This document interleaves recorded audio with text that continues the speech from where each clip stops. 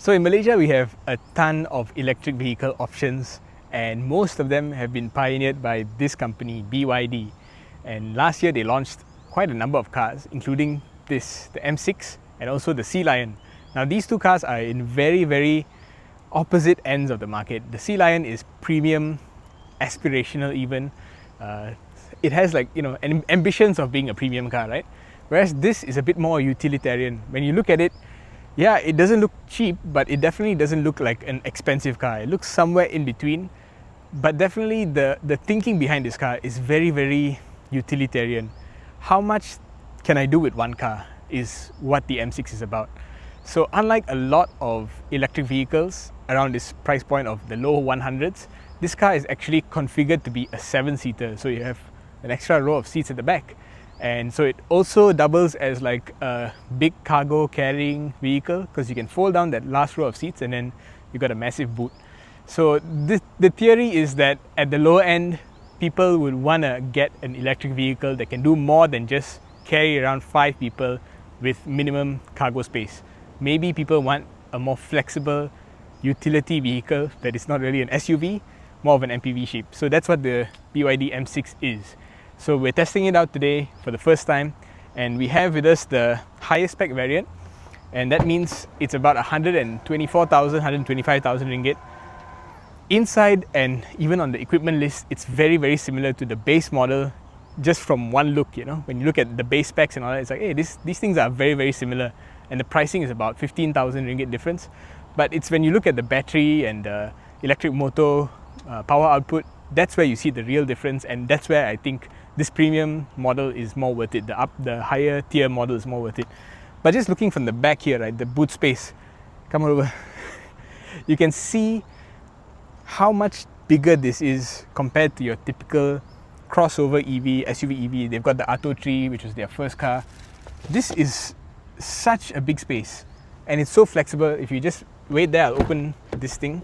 So with just one push of a lever, it's flat. You can do the same for that seat, and what you end up with is a literal cargo carrying vehicle. You can shove an entire, a huge dining table in there, of course disassembled, some shelves, whatever lah. This is the most practical EV you can buy, and it's not the most expensive. In fact, it's one of the cheapest EVs you can buy at 120,000 ringgit. So the fact that there are over 1,000 bookings in the first month of this car being launched shows you that this is more of what the Malaysian market has been waiting for. Now, I'm going to take you into the rest of the car, the interior, and show you that you're actually not just getting a utilitarian vehicle. And trust me, I have owned the first generation Alza that was very utilitarian. This is a touch above that. Now let's go inside and check it out. So the promise on the outside is space, and on the inside you kind of get that as well. Like, I'm a pretty big guy. I had to move my driver's seat a little bit forward from where I would normally sit to fit very comfortably here. But anyone who's slightly smaller than me, which is like 90% of the population, will definitely feel okay here. It is spacious, I have to say. You've got a nice armrest. Everything is covered in this chocolate covered leather, which of course it's leatherette, but it feels very high quality. And I think the most important thing in an MPV that creates a sense of space is the headroom. Once you have the headroom, even if the car is full with like 4, 5, 6 people, 7 even in this case, with the right amount of headroom, nobody really feels that they're being oppressed, that their space is a little bit constrained. Once you have the headroom, it really opens things up. And on this high-spec model, you even get a panoramic sunroof, which, not that long ago, this was a feature reserved for 300,000-400,000 ringgit cars. Today, on a 120,000 plus thousand ringgit car, you already get it. And of course, the difference also is that in a lot of BYD products, the panoramic glass roof is there, but the fixed cover is not there. So you get a flexible cover. Even on the seal, that's the case. But here, on one of the cheaper BYD products, you get an electrically retracting sunroof. So, you could open it up on a night, when you're driving back on the highway with your family, you want to create a bit of an interesting atmosphere, you can open it up. Daytime, you close it, and you're pretty much golden. Now the other thing is, because it's an MPV, you got roof mounted aircon blowers at the back. So one over here, one in the middle, one in the back, and you got your basic fan controls for this. We've turned it down so that the audio doesn't get messed up. That's why we're a little bit sweaty. But in normal circumstances, you push it up and it takes a few seconds to respond. But once it does, it is a bit loud, but at least you get that cold air coming in. And of course, one more thing down there is that it also has a USB-C charger and a USB-A charger. So behind here, very, very interesting, lots of extra storage. And I would say just big enough for 2 adults or maybe 3 children sitting abreast in one row. At the back there, I'm not going to try it out. I definitely cannot fit back there. But I think 2 children or 1 child and a domestic helper can sit in the back seats. It's a little bit small, but I would say it's a touch bigger than your typical Alza-sized compact MPV. Now I'll take you to the front. So in front, I have to say this is quite a premium experience. Not quite 100% premium, but it's getting there, you know. You go inside and you see all these patterns over here. It's so well executed. It looks interesting, it feels solid, and the finish is just incredible for this price point.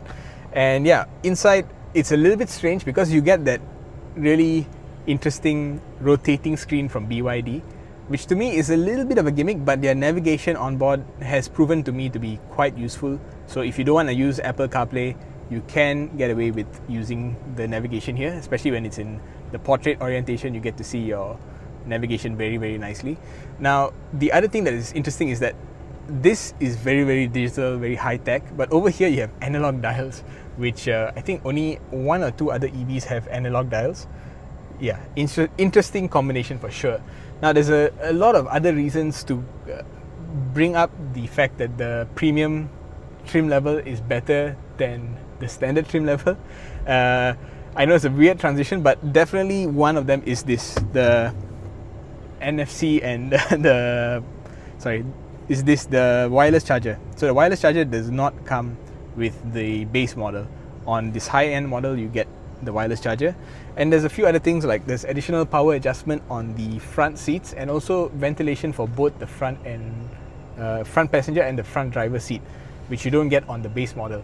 But the most important thing is that the high-end, the top-tier M6 model gets a larger battery, so you get more range and more usable range as well, because when you convert the NEDC range that they give you to WLTP, which is more accurate, the base model comes off a little bit short. It's something like 300 plus kilometers after conversion, whereas if you convert this one, the high-spec one, it's more usable. It's touching 400 plus kilometers of usable driving range.